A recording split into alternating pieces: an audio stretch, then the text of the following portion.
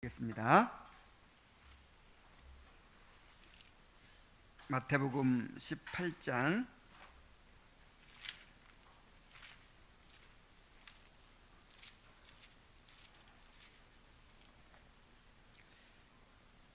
마태복음 18장 15절부터 20절까지 보도록 하겠습니다. 마태복음 18장 15절부터 20절입니다. 내 형제가 죄를 범하거든 가서 너와 그 사람과만 상대하여 권고하라. 만일 들으면 내가 내 형제를 얻은 것이요, 만일 듣지 않거든 한두 사람을 데리고 가서 두세 증인의 입으로 말마다 확증하게 하라. 만일 그들의 말도 듣지 않거든 교회의 말하고, 교회의 말도 듣지 않거든 이방인과 세리와 같이 여기라. 진실로 너희에게 이르노니 무엇이든지 너희가 땅에서 매면 하늘에서도 매일 것이요, 무엇이든지 땅에서 풀면 하늘에서도 풀리리라. 진실로 다시 너희에게 이르노니 너희 중에 두 사람이 땅에서 합심하여 무엇이든지 구하면 하늘에 계신 내 아버지께서 그들을 위하여 이루게 하시리라. 두세 사람이 내 이름으로 모인 곳에는 나도 그들 중에 있느니라. 아멘. 자, 오늘은 기독교 강요 제 12장이죠. 제 12장 1항부터 7항까지에 걸쳐서 권징의 본질, 목적, 그리고 그 시행 절차에 대해서 살펴보도록 하겠습니다. 12장 전체의 제목은 교회의 권징, 징계와 출교로 나타남 이렇게 되어 있죠. 그 가운데서 첫 번째 단락, 권징의 본질, 목적, 그리고 시행 절차에 대해서 살펴보는 것입니다. 교회의 표지를 우리가 말하죠. 표지. 이 표지라는 말이 무슨 말이에요? 참 교회인가 아닌가를 분별하는 이 표지라는 말이죠. 그것은 주님께서 실제로 자기를 드러내시는 교회인가를 분별하는 표지예요. 그러니까 표지가 있다 그러면 주님이 임재하시는 것이고, 표지가 없다 그러면 주님이 안 계시는 거예요. 그건 교회가 아닌 거예요. 그래서 물론 이제 아주 있고 없고보다는 이렇게 있는데 좀 불완전하고 더 풍성하고 뭐 이런 차이가 이제 있겠지만은, 어쨌든 그 표지가 없다 그러면 그리스도께서 임재하지 않는 교회다 이렇게 이제 보는 것입니다. 표지가 있다 그러면 거기는 그리스도께서 임재하는 교회죠. 근데 그 표지를 세 가지로 얘기하죠. 첫 번째로 뭐예요? 말씀을 바르게 증거하는 것이죠. 주님은 말씀을 통해서 임재하십니다. 다른 방법으로 주님의 임재를 기대해서는 안 돼요. 말씀을 통해서 임재하시기 때문에 말씀을 통해서 주님을 만나려고 해야 돼요. 말씀을 통해서 주님을 바라보아야 합니다. 그래서 말씀이 바르게 전파되는 것이 첫 번째 표지예요. 두 번째 표지는 뭐죠? 성례가 바르게 시행되는 것입니다. 그래서 저는 범위를 좀 넓혀서 이 예배가, 성례, 예배의 가장 중요한 부분이죠. 이 예배가 바르게 드려질 때 그것이 참 교회의 표지라고 할 수가 있어요. 그 다음에 세 번째가 뭡니까? 권징이에요. 권징. 권징은 주님의 다스림을 이제 가리키는 것인데, 물론 이제 말씀 전하는 것도 다스림이죠. 근데 이 주님의 다스림이 실제적으로 이렇게 시행되는 것은 권징을 통해서입니다. 그래서 권징이 없으면 참교회가 아니라는 거예요. 권징이 왜 이렇게 중요할까요?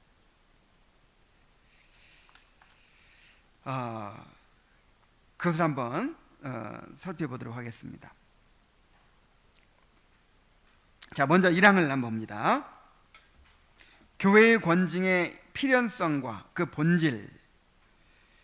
자, 필연성이 뭐예요? 이건 선택의 문제가 아니라는 거죠. 반드시 있어야만 되는 거란 말이죠. 권징 그 대부분이 열쇠의 권세와 영적 재판권에 의존한다. 먼저 모든 사람들이 다 복종해야 할 공통적인 권징에 대해서 말하고, 그 다음에 성직자들에게만 해당되는 권징을 살펴보기로 하자.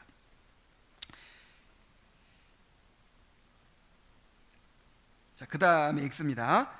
어떠한 사회도 아무리 적은 가족이라도 권징이 없이는 적절한 상태를 유지할 수 없으니 가능한 한 질서를 잘 유지해야 할 교회로서는 더욱더 권징이 필요하다. 이 권징이 무슨 뜻이죠? 권징이 영어로 하면 디스플린이에요. 디스플린. 이렇게 훈련하는 거죠. 이렇게 징계하는 것이죠. 그래서 소극적으로 하면 가르치고 훈계하는 것부터가 권징이에요. 설교부터 권징인 거예요. 설교를 들을 때 권징으로 받아야 돼요. 나를 이 말씀으로 주님이 나를 다스린다 이렇게 받아야지, 내가 지금 서비스 받는다 이렇게 생각하면 안 돼요.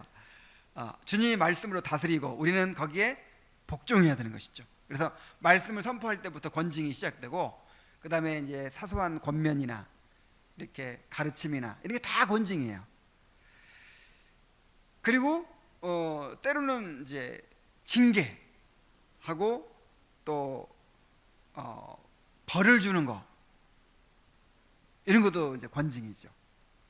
이런 것을 통해서 교회의 다스림을 받는 것, 교회의 다스림을 받는 것, 이것이 권징입니다.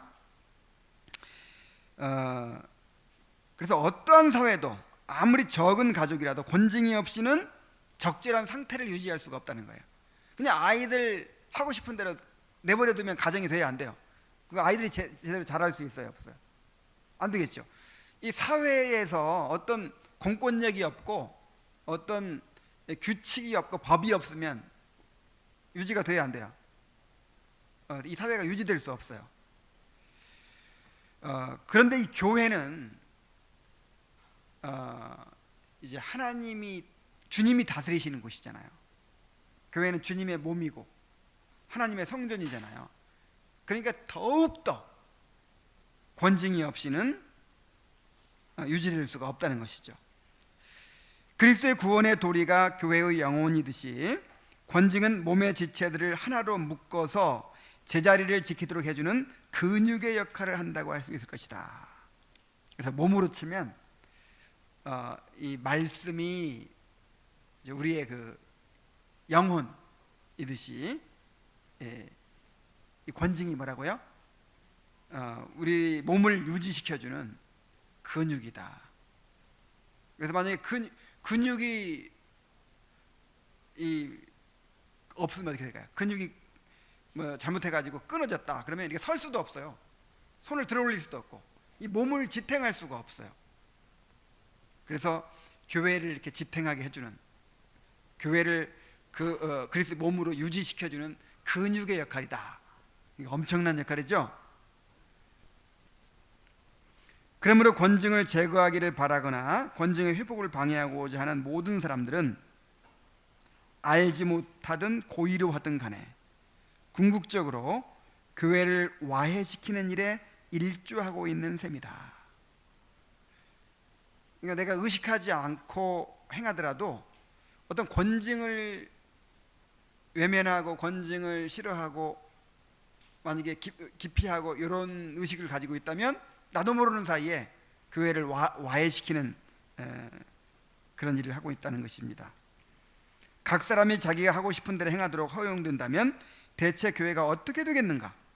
그러나 교리를 전하는 일 외에 사사로운 훈계와 교정 등 교리를 유지시켜 줄 수 있는 일종의 보호 기능을 덧붙여서 그 가르쳐진 교리가 헛되이 되지 않도록 하지 않으면 결국 그런 일이 일어나고 마는 것이다.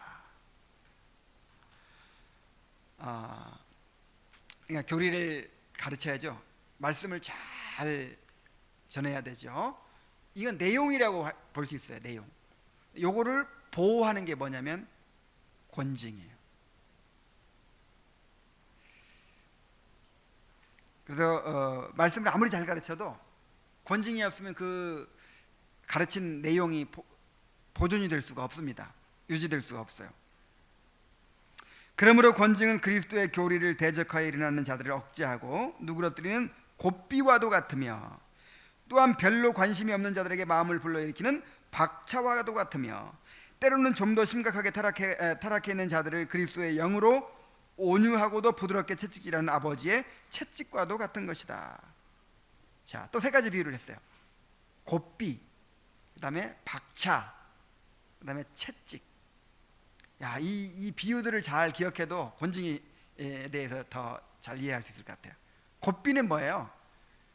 소 코 뚫어가지고 그 큰 소가 어린아이가 끌어도 끌려가요. 소가 잘 이렇게 오라모 가라모 가고 하도록 이렇게 다루기 위해서 곱비를 뚫죠. 곱비 없으면 어떻게 돼요? 큰 황소 고집이 있어요. 큰 황소를 어떻게 끌고 다녀요? 그래서 우리에게는 뭐가 필요해요? 곱비. 그 다음에 이 박차는 뭐냐면 이 말을 타는 기수가 이제 그 장화에 보면 이렇게 뾰족한 그 쇠조각 같은 게 달려 있어요. 이렇게. 그래가지고 그 말 엉덩이를 그걸로 팡 차면 어떻게 돼요? 그냥 쏜살같이 달려가죠. 그래 박차를 가한다 그런 말 하죠. 그러니까 달리고 있는 말에 박차를 가하는 거예요. 우리 성도들이 이제 신앙생활을 하는데 가만 내버려 두면 저절로 게을러져. 저절로 안 이래져. 그럴 때 어떻게 해줘야 돼요? 박차를 가해줘야 돼. 박차를. 그래서 그 다음에 또 채찍. 이거는 이제 좀 심각한 사람이죠. 곱비는 좀 이렇게 잘 안 따라오는 사람한테 필요한 거고, 확 끌기 위해서. 그다음에 박차는 지금 가고 있는 사람, 느릿느릿 가고 있는 사람한테 필요한 거고, 채찍은 누구한테 필요해요?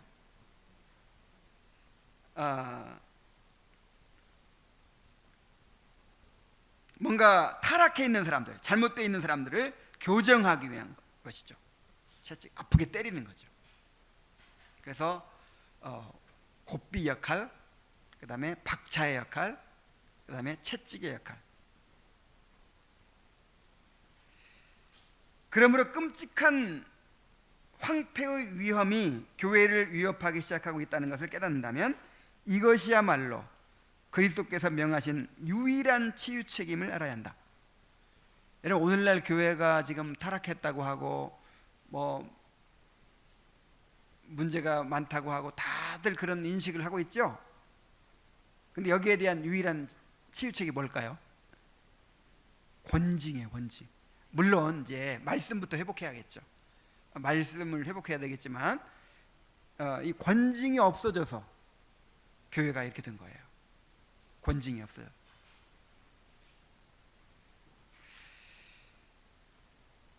교회 안에 권징이 없어요.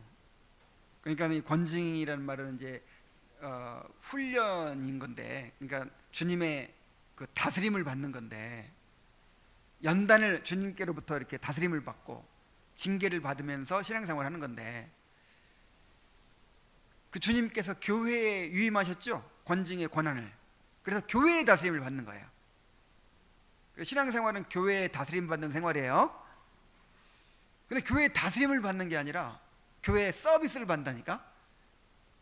그래서 말씀을 들어도 야, 오늘도 나를 채워주길 바라는 마음으로 듣는 그런 태도가 있고, 오늘도 하나님이 나를 말씀으로 다스려 주기를 기대하는 마음으로 듣는 태도가 있는 거예요. 다스림 받지 않으면 어떻게 우리가 바로 설 수 있겠어요? 이 부패한 우리가.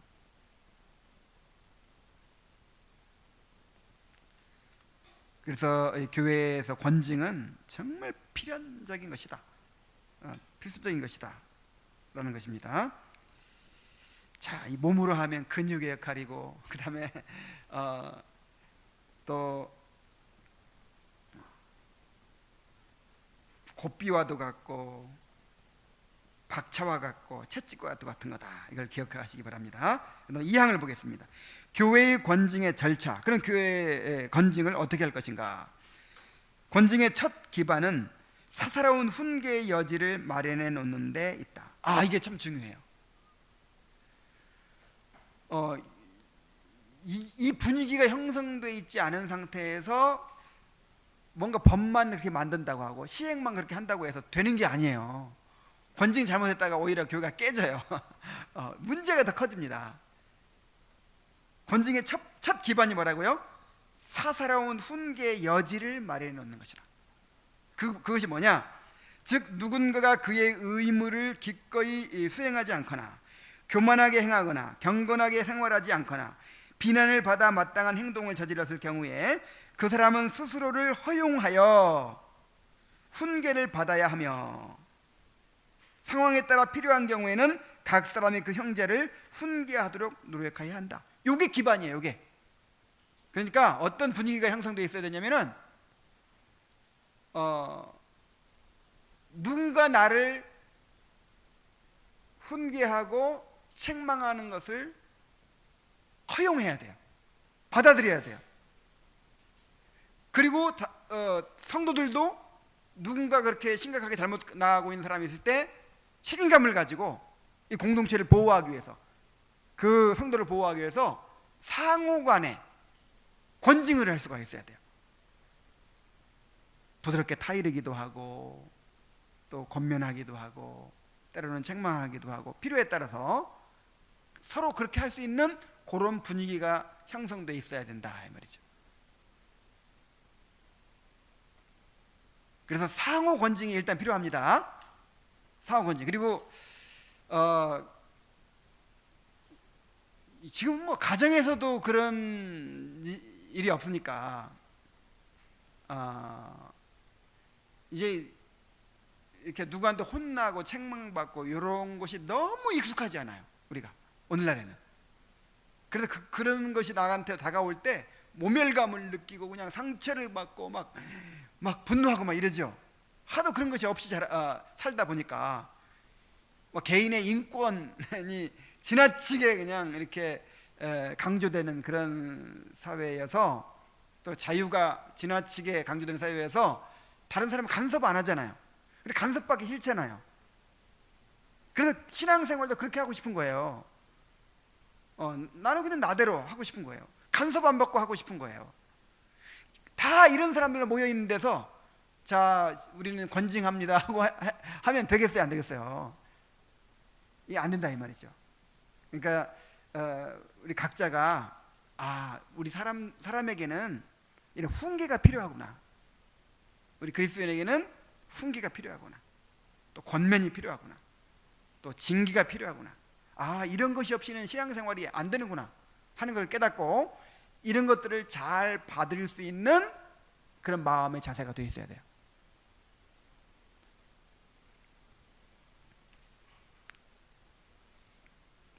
그래서 잠언을 보면요, 그 훈계, 징계, 책망 이런 말이 너무 많이 나오죠.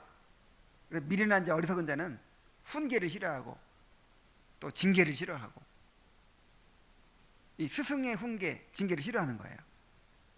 근데 여호와를 경외하는 자는 지혜로운 자이고 스승의 징계와 훈계를 잘 받아들인다. 그렇게 얘기하고 있어요. 좀 여러분들은 잘 받는 분들이 되시기 바랍니다.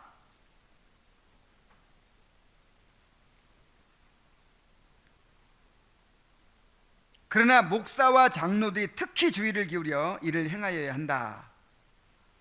말씀을 전하는 것만이 아니라 전체적인 교훈으로 충분하지 않을 경우에는 언제나 집집마다 경계하고 권면하는 것이 그들의 임무이기 때문이다. 말씀 선포하는 것만으로 충분하지 않아요. 그 말씀을 받아들여서 적용하는 것은 다 각자 다르잖아요. 주관적이잖아요. 그래서 말씀을 선포하는 것뿐만 아니라 그 사람이 말씀을 실제로 잘 받고 있는지, 말씀을 실천하고 있는지, 이런 것들을 살피면서 잘못 나가고 있을 때는 권면도 하고 각자의 행편에 맞게 책망도 하고 이런 것이 있어야 돼요. 바울은 자신이 집집마다 다니며 사사로이 가르쳤다고 말하며 밤낮 쉬지 않고 눈물로 각 사람을 훈계하였으므로 자신은 모든 사람의 피에 대하여 깨끗하다고 선언하고 있다.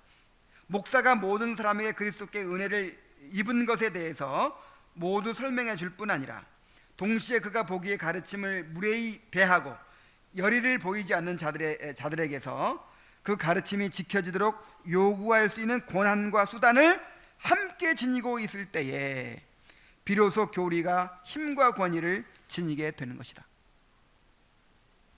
자, 보세요. 목사가 말씀을 선포하죠. 근데 말씀을 선포하는 권리만 가지고 안 된다 이 말이죠.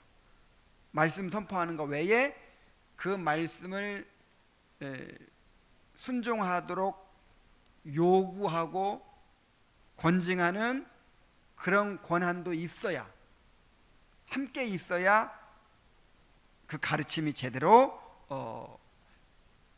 이제 효과가 있다는 것이죠.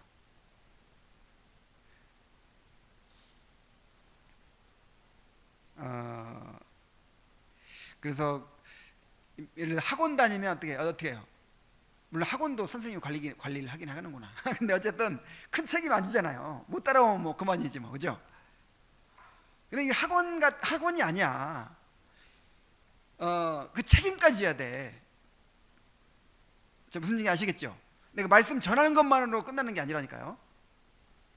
그 말씀을 제대로 못 따라온다든지 순종하지 않는다든지 그러면 그것까지도 교정하고 바로 잡아야 될 책임이 있다 이 말이에요.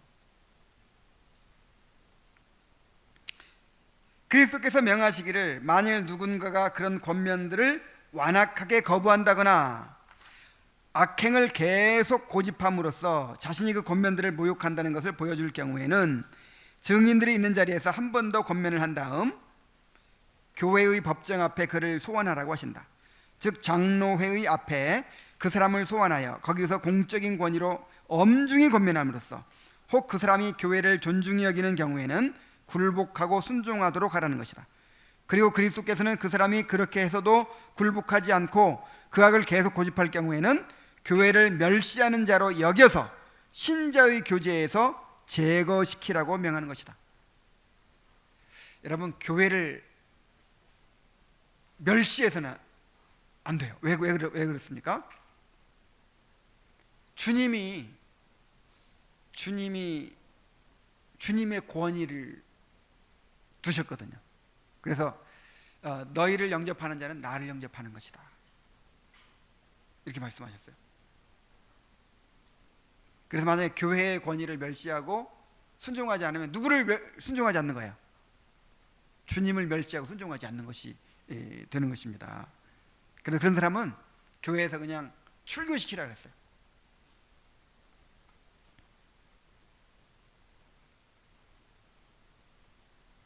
그래서 우리 그리스도의 삶은 교회의 다스림을 받는 삶이고, 이를 위해서 이 상호간에도 이 권징이 있어야 되고, 특별히 이 교회 직분자들을 통해서 권징받는 것을 정말 자연스럽게 여기는 그런 성도들이 되시기 바랍니다. 그런 체질을 지금 우리가 만들어가고 있어요. 체질을. 자, 3항 봅시다. 은밀한 죄와 공개적인 죄. 그러나 여기서 은밀한 과실에 대해서만 말씀하고 계시므로 우리는 다음과 같이 구분하여 생각해야 한다. 죄들 중에는 사사로운 것도 있고 또한 공적이며 노골적으로 드러나는 것도 있다는 사실이다. 사사로운 죄에 대해서는 그리스도께서 각 개개인에게 말씀하시기를 너와 그 사람과만 상대하여 권고하라고 하신다 그랬죠.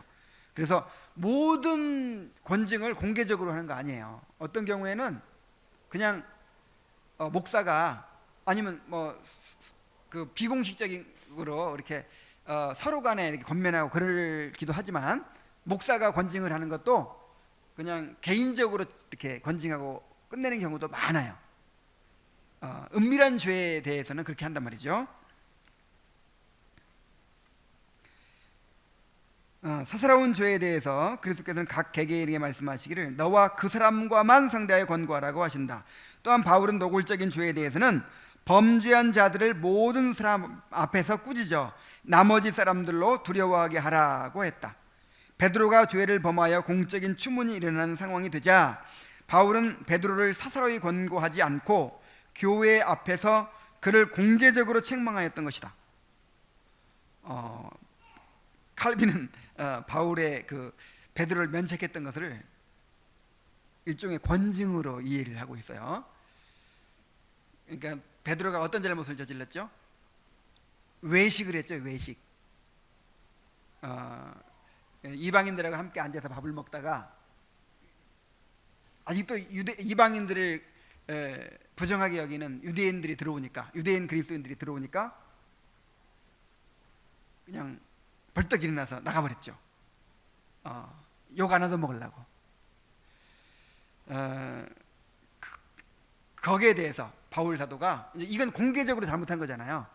그래서 공적으로 면책을 했다는 거예요. 당신 이거 잘못한 것입니다. 이렇게.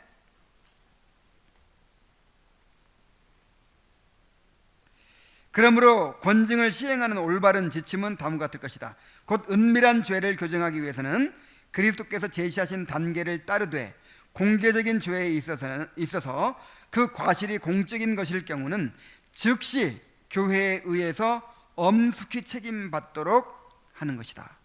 그래서 이미 공적으로 그냥 다 알려지고 교회에 이렇게 모든 사람들이 이제 인지하게 된 그런 죄는 가서 뭐 그 사람과만 상대하고 뭐 이런 절차를 따를 것이 아니라 처음부터 공적으로 이 장로회 회에서 이제 교회에서 회의를 해가지고 처리를 해야 된다는 것이죠. 자, 사항을 보겠습니다. 가벼운 죄와 무거운 죄. 자, 은밀한 죄와 공적인 죄가 있는가 하면 또 가벼운 죄와 무거운 죄가 있겠죠. 죄를 가벼운 과실과 범죄 혹은 파렴치한 행위로 구분할 수가 있다. 후자의 죄들을 교정하기 위해서는 훈계나 책망은 물론 좀 더 엄한 치유책을 사용해야 한다.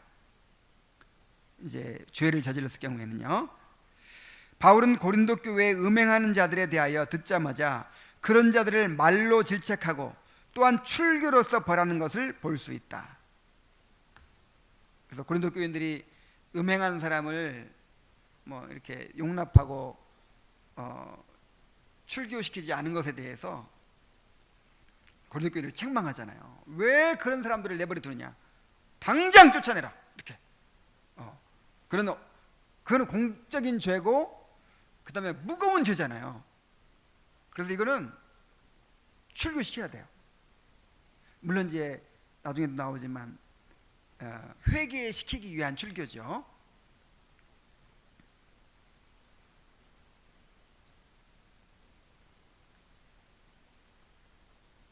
그렇게 할 때 우리는 죄를 주의 말씀을 따라서 징계하는 교회의 영적 재판권이야말로 건전한 교리와 질서의 깃틀과 하나된 연합을 최고로 지탱시켜주는 것임을 더 잘 깨달을 수 있는 것이다. 정말 이런 이야기들을 통해서 권징이 진짜 실제적으로 중요하구나.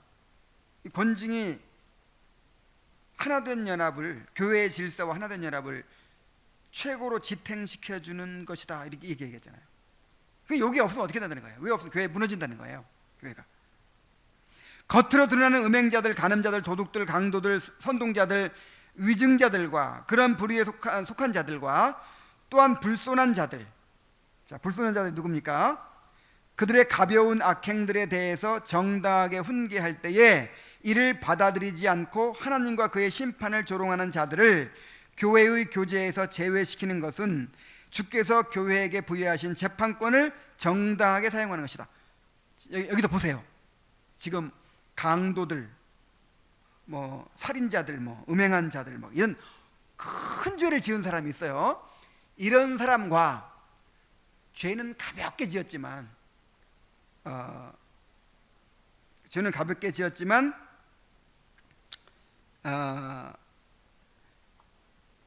이 교회의 권위를 무시하는 사람들, 이 같은 급으로 지금 얘기하고 있죠. 그러니까 이렇게 도덕적으로 뭐 큰 흠이 없더라도, 도덕적으로 큰 흠이 없고 뭐 의무도 잘 감당해요. 그래서 크게 뭐 이렇게 지적할 게 없어요. 그런데 교회의 권징을 안 받아들여. 이 가벼운 문제에 대해서 훈계했을 때 그거를 안 받아들여. 권위를 무시해요. 이러면 이 사람도 쫓아내라는 거예요. 여러분, 이제 우리 그 자녀 양육에 대한 책들을 보면 이제 이런 게 있어요. 자녀가 예를 들어서 집에 가보로 내려오는 고려 청자를 깨뜨렸다. 어떻게 해야 돼요? 아무리 큰 잘못을 저질렀어도, 실수했다든지 아니면 몰라서 그랬다든지 이런 건 다 용서될 수가 있어요. 근데 절대 그냥 넘어가서는 안 될 게 있어요.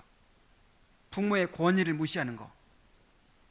부모의 권위를 무시하는데 그냥 겉으로는 큰 문제가 아니잖아요. 그냥 넘어가잖아요. 그 아이를 망치는 거라 그랬어요.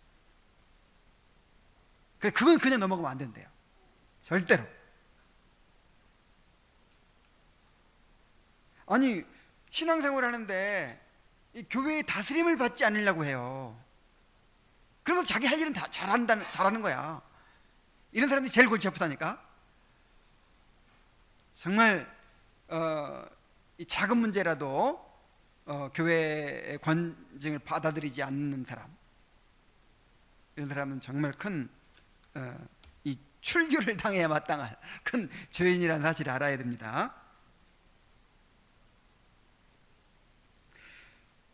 그런데 교회의 그러한 판단을 멸시한다든가 혹은 신자들이 투표로 정죄하는 것을 하찮은 것으로 여기는 사람이 없도록 하기 위하여 주께서는 그것을 주님 자신의 선고를 공포하는 것에 불과하다는 사실과,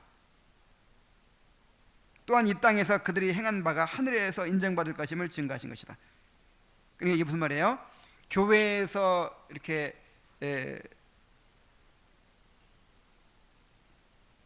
교회의 권위로 행하는 것이 주님이 행하는 것과 똑같은 권위를 가진다 이 말이죠. 그리고 땅에서 매면 하늘에서도 맨다. 그러니까 주님께 세우신 직분자가 말씀을 선포할 때 그 말씀이 누가 지금 우리에게 주시는 말씀이에요? 주님이 주시는 말씀이듯이 교회의 직분자들이 이렇게 권징을 행할 때, 어떤 것을 결정해서 행할 때 그것도 주님께서 행하시는 것과 똑같은 권위를 가진다 이 말이죠. 이런 권징의 끈이 없이도 교회가 오랫동안 설 수 있다고 믿는 사람이 있다면 분명히 말하거니와 그것은 잘못된 생각이다. 주께서 우리에게 필요한 것을 미리 예견하셔서 그런 보조장치를 베풀어 주셨는데 그런 것이 없이도 무사히 잘 나갈 수 있다는 식의 생각이기 때문이다. 자, 주님은 이 교회가 이 죄인들이 모인 곳이기 때문에 얼마나 문제가 많을 것인지를 알아요. 우리 아이들을 키울 때 아무리 이쁘고 착해도 그냥 내버려두면 어떻게 돼요? 그냥 아무 간섭 없이 징계가 없이 내버려두면 자기 멋대로 엉망진창으로 나가죠. 그거 똑같은 거예요. 우리도 똑같은 거예요. 이 교회도 똑같은 것입니다. 자, 5번째 항을 봅시다.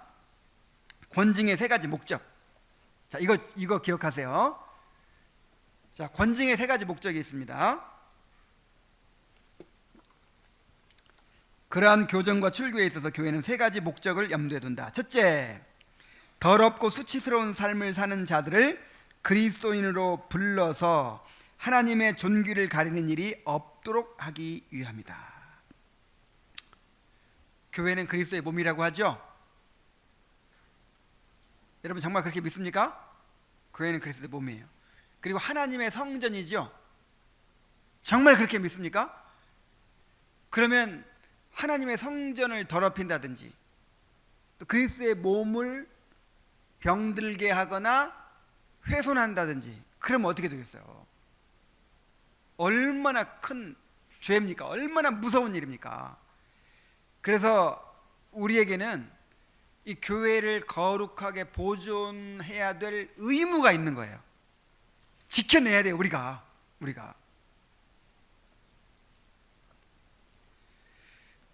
그렇게 하지 않으면 하나님의 거룩한 교회가 마치 사악하고 파렴치한 사람들의 집단인 것처럼 보이게 될 것이다. 교회 자체가 그리스도의 몸이므로 그런 더럽고 추한 지체들로 인하여 부패하게 되면 그 머리에게 치욕이 돌아가지 않을 수 없다.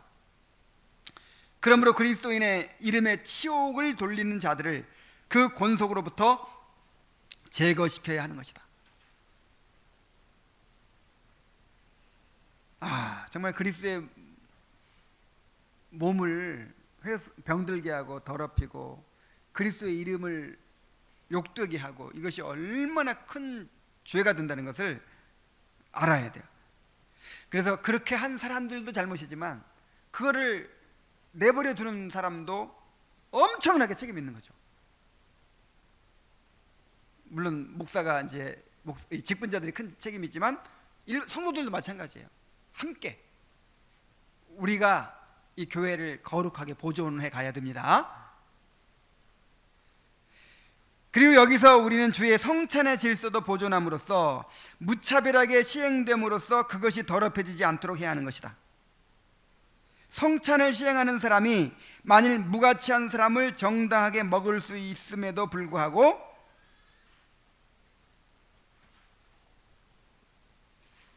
알면서 고의로 그런 사람을 성찬에 참여시킨다면 그것은 마치 주의 몸을 개에게 던지는 것과도 같은 신성모독의 죄를 범하는 것이 되는 것이다. 아유, 정말 나 이거 읽으면서 무서웠어요. 성찬을 아무한테나 주지 말란 말이에요. 이 떡과 포도주가 주님의 살과 피죠. 근데 그냥 죄 가운데 있는 사람한테 그냥 줘. 아직 그냥 그 무서운 죄를 범하고 있는 사람은 그냥 줘요. 믿음이 없는 사람한테도 막 줘. 아무한테나 막 줘요.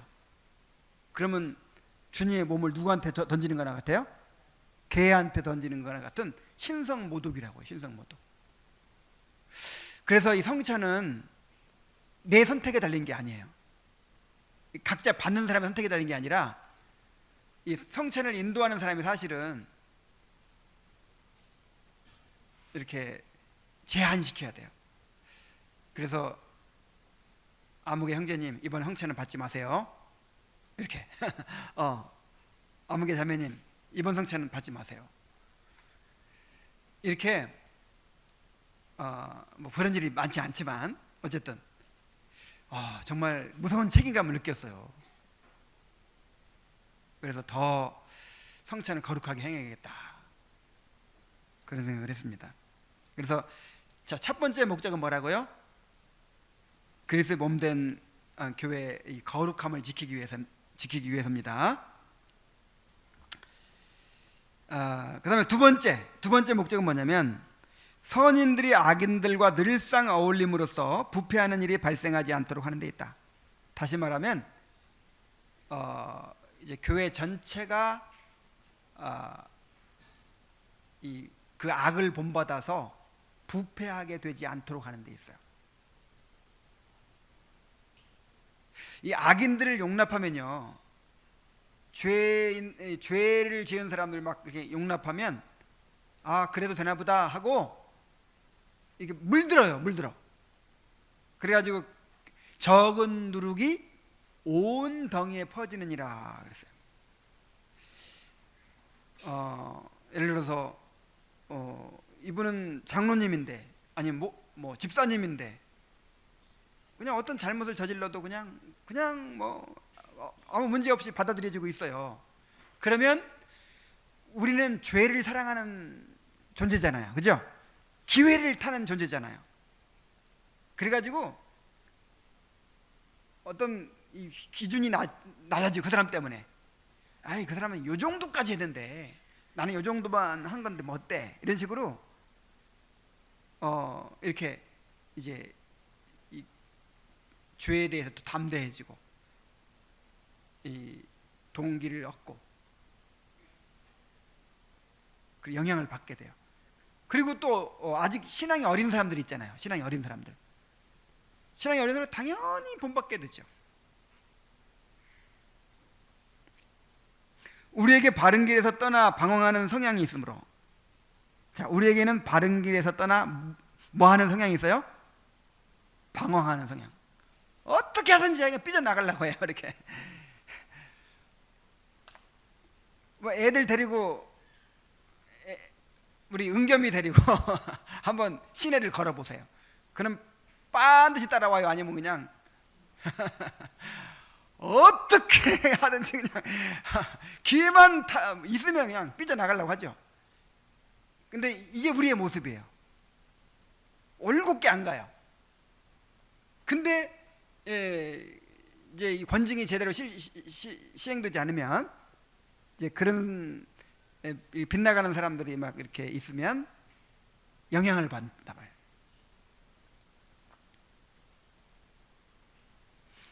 악한 모범으로 인하여 올바른 삶에서 이탈하는 것처럼 쉬운 일이 없다. 사도는 고린도 교인들이 음행하는 사람들의 교제를 끊으라고 명하였는데 이때 그는 그러한 성향을 주목한 바 있다. 그는 말하기를 적은 누룩이 온 덩어리에 퍼지는 것을 알지 못하느냐. 그 누룩은 발효시키는 거죠. 요즘으로 말하면 이스트 이만큼 넣으면 어떻게 돼요? 반죽 전체가 그냥 다 부풀잖아요. 죄가 이렇게 무서운 거예요. 죄를 용납하면 공동체 전체가 다 이렇게 부패해져 버립니다. 그 누룩이 그렇게 위험하다는 것을 예견하고서 그는 그런 사람과의 교제를 금지시킨 것이다. 자, 고린도전서 5장 11절에 이렇게 말했어요. 이제 내가 너희에게 쓴 것은 만일 어떤 형제라 일컫는 자가 음행하거나 탐욕을 부리거나 우상숭배를 하거나 모욕하거나 술 취하거나 속에 빼앗거든 사귀지 말고 그런 자와는 함께 먹지도 말라 함이라. 자, 권징의 두 번째 목적은 뭐예요?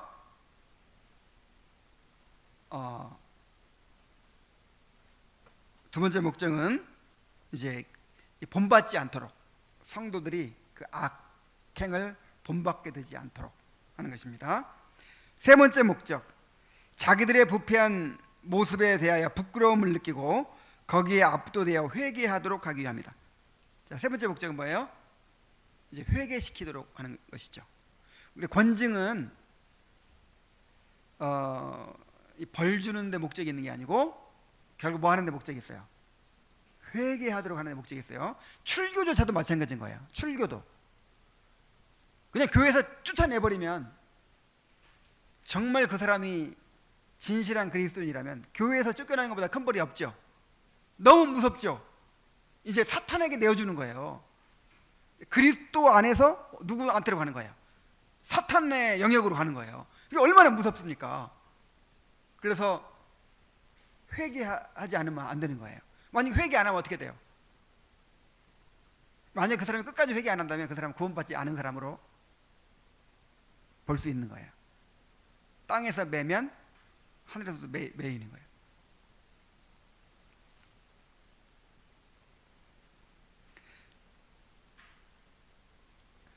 부드러운 대접을 받을 때 고집을 부리던 사람들이 자기들의 악행에 대하여 징계의 채찍을 맞으면 마음의 일깨움을 받는 유익을 얻는 것이다. 그래서 우리는 채찍이 필요해. 우리에게는 채찍이 필요합니다. 그래서 이렇게 정말 무서운 벌이 있어야 돼요.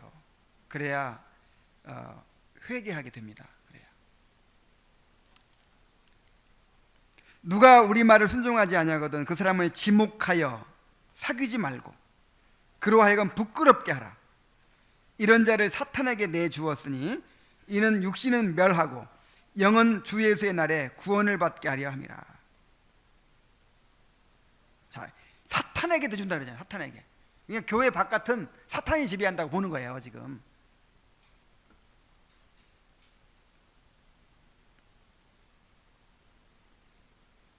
그래서 육신은 멸하고, 이 말은 이제 이 고통을 주지만 결국 그 영혼이 나중에 회개하고 돌아오게, 그래서 구원받게 하기 위한 것이다. 이 말씀은 바울이 그 사람을 일시적인 정죄의 상태에 내줌으로써 그로 하여금 영원한 구원을 얻도록 하였다는 의미이다. 이는 그리스도께서 교회 안에 계시듯 교회 바깥에는 마귀가 있기 때문이다. 자, 6항을 봅니다. 권징의 실제적인 시행 방법. 이제는 교회가 그 재판권 내에서 권징의 이러한 부분을 어떻게 수행하는지를 살펴보아야 하겠다. 우선 공적인 죄와 사사롭고 은밀한 죄를 구분해야 한다. 공적인 죄는 한두 사람이 목격한 죄가 아니라 공개적으로 행하여 교회 전체에 무리를 끼친 죄를 뜻한다. 그리고 은밀한 죄란 마치 외식의 죄의 경우처럼 사람들이 전혀 알지 못하는 사이에 범한 죄가 아니라, 이 경우는 교회의 재판을 받을 수가 없다. 완전히 감춰진 것도 아니고 그렇다고 해서 공적인 것도 아닌 일종의 중간적인 성격을 띤 죄를 가리킨다. 그러니까 이제 공적인 죄는 공공연하게 모든 사람에게 드러난 죄를 말하고, 은밀한 죄라는 것은 뭐 외식하는 죄, 교만한 죄, 그런 게 아니라 이 말이죠. 당신 너무 교만하니까 권징받아. 이렇게 할 수 있어요, 없어요? 그건 어떻게 물론 이제 어느 정도 판단은 되겠지만 그거는 권징의 대상이 아니에요. 무슨 얘기인지 아시겠죠? 그거는 이제 하나님이 알아서 판단하셔야 될 문제고, 이렇게 겉으로 드러난 죄를 우리는 판단할 수 있는 거예요. 그래서 이 은밀한 죄라고 하는 거는 뭐 이렇게 마음의 죄, 뭐 교만한 죄, 외식하는 죄, 뭐 왜 자꾸 마음에 음욕을 품어 번징받아 이게 아니고, 그 마음에 일어난 죄를 말하는 게 아니고 겉으로 나타난 죄를 말하는 건데, 아주 공적으로 공공연하지도 않지만 그렇다고 이렇게 마음에서만 일어나는 게 아니라 실제로 이렇게 뭔가를 행동으로 행한 죄를 말하는 거다 이 말이에요. 자, 은밀한 죄라는 거는, 공적인 죄는 그리스도께서 제시하는 절차를 따를 필요가 없다. 그런 죄가 드러나면 교회는 죄인을 소환하여 그의 과실에 따라서 그를 교정함으로써 그 임무를 수행하여야 한다. 사사롭고 은밀한 죄의 경우는 그리스도께서 제시하신 절차에 따라서 죄인이 회개하지 않고 계속 고집을 부릴 때에 비로소 교회가 개입하여 문제를 처리한다. 그리고 교회 앞에서 문제를 처리하게 되면 범죄의 경우와 단순한 과실의 경우를 구별하는 일이 이루어져야 한다. 경미한 죄에 대해서는 엄중한 방법을 사용하지 않고 말로, 부드럽고 아버지의 사랑을 담은 말로 책망하는 것만으로 족하다. 그러니까 가장 낮은 수준의 권징은 이제 권면 뭐 이런 거예요. 그다음에 견책 뭐 이런 거.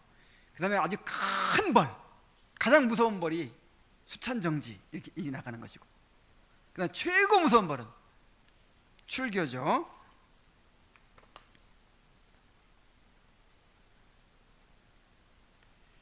그렇게 함으로써 죄인을 완악하게 하거나 혼란을 주거나 하지 않고 스스로 깨닫게 하여 자신이 교정을 받았다는 것을 불평하지 않고 오히려 기뻐하게 할 수 있을 것이다.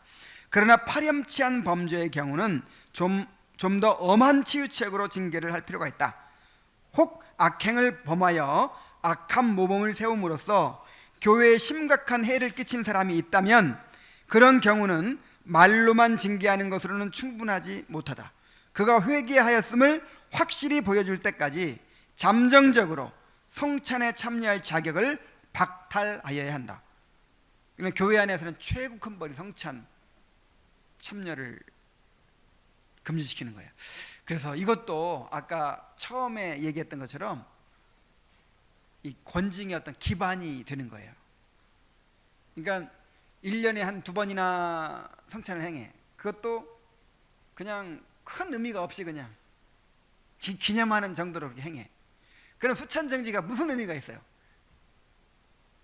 1년에 2번 할 때 2번 결석하면 한 번도 안 하게 되는데, 그래서 성찬을 자주 해야 되고, 그 다음에 이 성찬이 얼마나 중요한 의식인지를 인식을 시켜야 돼요, 교인들이.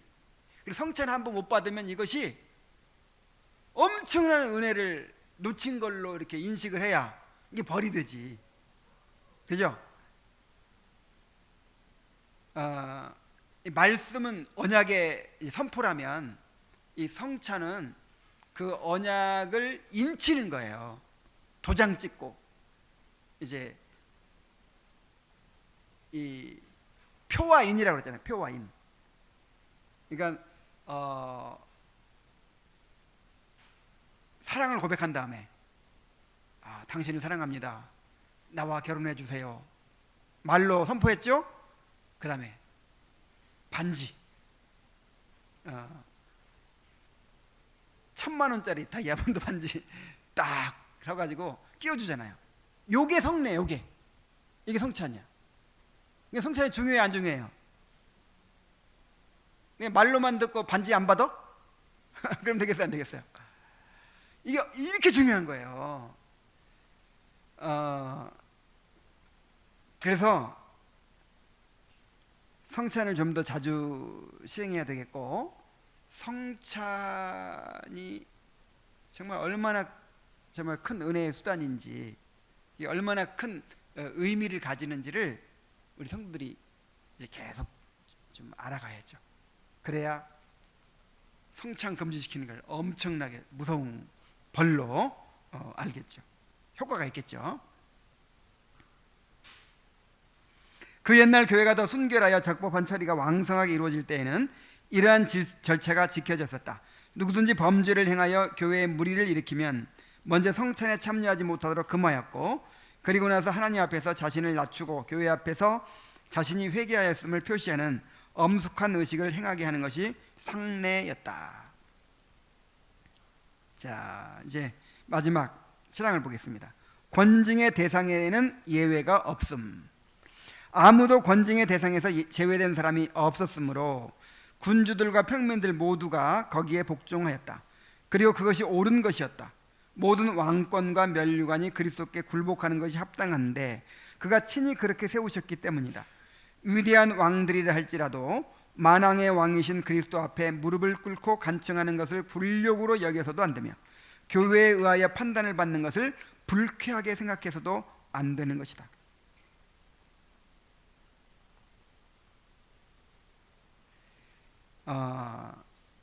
그러니까 교회를 우리가 어떻게 보느냐 하는 게 중요한 거예요. 교회를 정말 교회를 그리스도의 몸이라고 생각하고, 또 그리스도가 교회의 머리로서 그리스도가 다스리신다고 생각하면 교회의 권면을 받고 책망을 받고 권징을 받는 게 자존심 상할 일이 아니에요. 감사할 일이죠. 너무너무 감사할 일이죠. 사랑하는 자를 징계한다 그랬잖아요. 그러니까 주님이 나를 징계하시는 거예요. 근데 목사가 권면을 하고 책망을 하고, 그런데 자존심 상해, 기분 나빠. 그러면 이건 빨리 교회관이 벌써 이게 잘못되어 있는 거예요. 그래서 왕이라도, 요즘으로 보면 대통령이라도 이 교회에서 권징을 받아야 된다는 것이죠.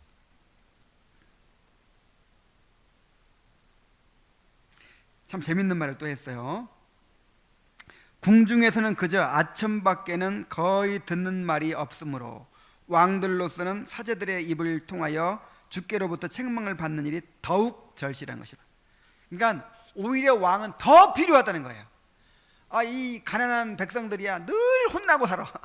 여기 가서도 깨지고 저기 가서도 깨지고 직장에서도 깨지고, 그러니까 혼날 일이 너무 많은데 왕은 항상 그냥 아첨만 들어, 아첨만.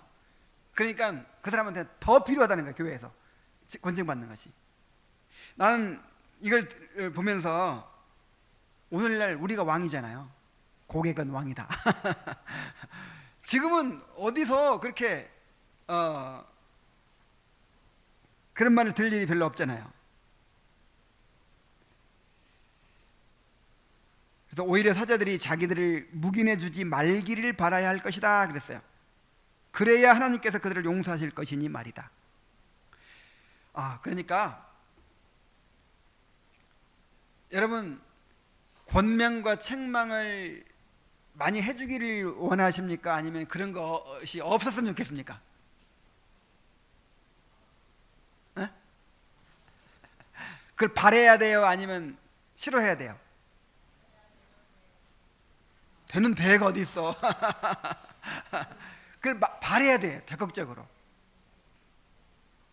바라야 돼요. 목사님한테 가끔 아니 왜 나는 권면과 책망이 없습니까? 내가 이렇게 잘못하고 있는데. 그런 불평이 있어야 돼요.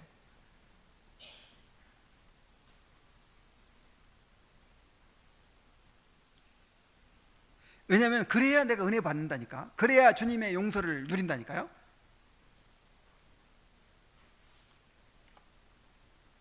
자, 바울이 사람들을 출교시키면서 취한 처리의 과정은 적법한 것이지만 장로들이 자기들 스스로 그 일을 행하여서는 안 되고 교회가 그 일을 알고 승인해야 한다.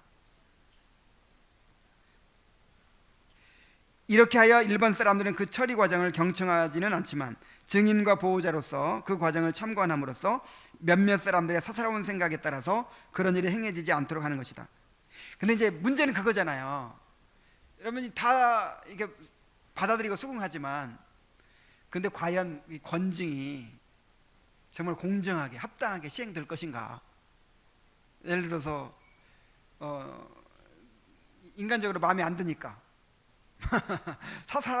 사소한 그런 건수를 잡아가지고 그냥 공개적으로 그냥 권징을 한다든지 그런 일도 있을 수 있어요.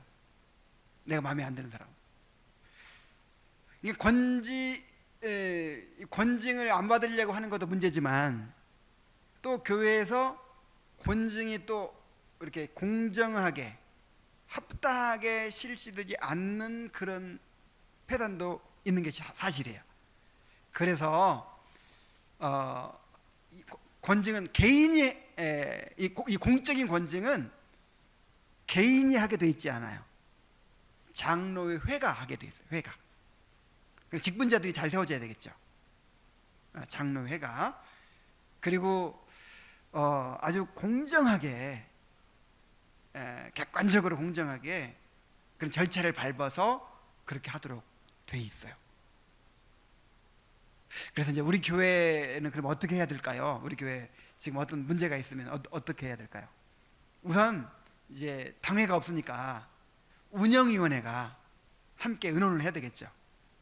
운영위원회가 있으니까 운영위원회가 이 문제를 어떻게 처리해야 될 것인가 이렇게 의논을 해가지고 그렇게 기도하면서 두세 사람이 내 이름으로 모인 곳에는 나도 그들 중에 있느니라. 그게 말하자면 권징을 위해서 모일 때 주님이 함께 하시겠다는 그 약속이에요. 어떤 문제를 처리하기 위해서 두세 사람이 이제 교회 장로들이 운영위원들이 이렇게 모여서 주여 우리에게 지혜를 주옵소서. 주님의 교회를 온전하게 보존하기 위해서 이 교회의 거룩함을 보존하기 위해서 우리가 권징을 실시해야 되겠나이다.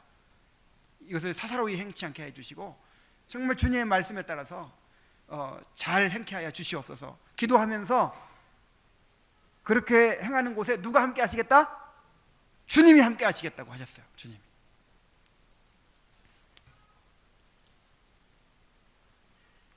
하나님의 이름을 부르는 일 이외에도 이런 처리 과정 하나하나가 그리스도의 임재를 드러내는 그런 진지함으로 진행되어서 그리스도께서 친히 그의 법정에서 그 일을 주재하고 계신다는 사실에 한치의 의심도 없도록 되어야만 하는 것이다. 그러니까 권징을 받는 사람도 잘 받아야겠지만 권징을 시행할 때 정말 교회가 공적으로 그렇게 기도 가운데 두려움 가운데 그렇게 잘 행해야 한다는 것이죠. 왜냐하면 이것이 사람이 하는 것이 아니라 누가 하는 거니까? 그리스도께서 하시는 것이니까, 그리스도의 이름으로 하는 거니까 정말 함부로 해서는 안 되겠죠. 우리 교회는 뭐 무슨 큰 문제가 아직 없지만은 그래도 어떤 성도 중에는 이런 말을 하는 사람도 있더라고요.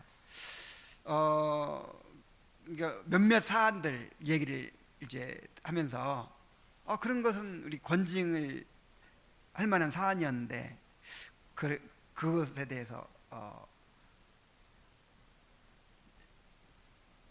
이렇게 바른 절차를 따라 권징이 시행이 됐는지 이런 걸 물어보기도 하고 하더라고요. 그래서 지금까지는 잘못했어도 지금부터라도 참 그렇게 작은 일부터 권징을 잘 해 나가도록 그렇게 합시다. 이건 목사 혼자 하는 거 아니죠? 우리 모두가 다 같은 이해를 가지고 이 교회를 보존하고자 하는 그런 애정을 가지고 그래 교회를 세워나가야 될 줄로 믿습니다. 자, 우리 기도하겠습니다.